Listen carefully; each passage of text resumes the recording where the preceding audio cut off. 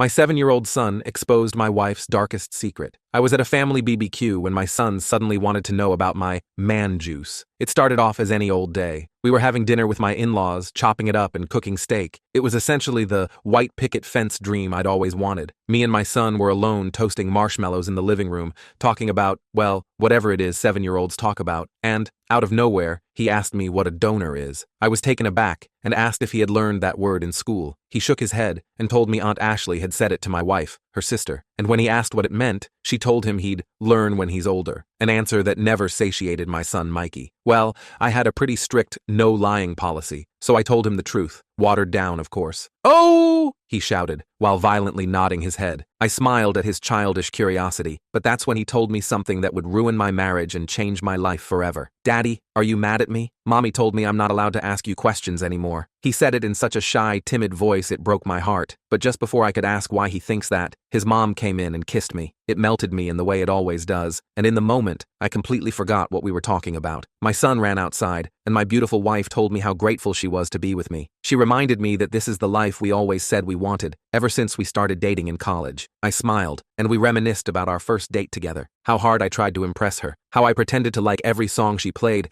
and how she added them to a playlist that she played 24/7 until I finally confessed 3 years later. We kissed, and it still felt as electric to me as the first day we met. We went outside and played with our son before going home and heading to bed, but while I lay there, with my arms around her, I couldn't shake this nagging feeling in my chest, because whenever I was around, my wife always encouraged my son to ask questions. We had decided a long time ago not to cut our son's childhood short like ours was. None of the puzzle pieces were clicking. I knew my only option was to confront my son directly. So the next day, while my wife was at her Pilates class, that's exactly what I did. After a lot of ums and I don't knows, Mikey finally spit it out. Well, kinda. He told me that Ashley and my wife were joking about how good of a donor Robert was. My heart dropped to the pit of my stomach. I plastered on a huge fake smile and told him that was just something adults say around their friends, and when he's older, he can say it too. I could feel the beads of sweat rolling down my forehead, but he just shrugged his shoulders and went back to playing with his cars. You see, Rob was my wife's first boyfriend in high school. He was the only guy before me, and he lived in Australia while we lived in Cali. I panicked and immediately ordered a paternity test. The days waiting for the lab results were hell. Things just weren't adding up. By that point, Rob had been out of the picture for over a decade. Like, there's just no way, right? And second, our son looked just like me. He literally had my exact eye color, hazel green, and nose bridge, or so I thought, because after 2 weeks, the results arrived. He wasn't mine, but when my wife gave me her explanation, I wasn't even mad. In fact, I was even happier, getting to keep our family together and raise Mikey. I can't tell you what happened next in this video. The full story is on my channel.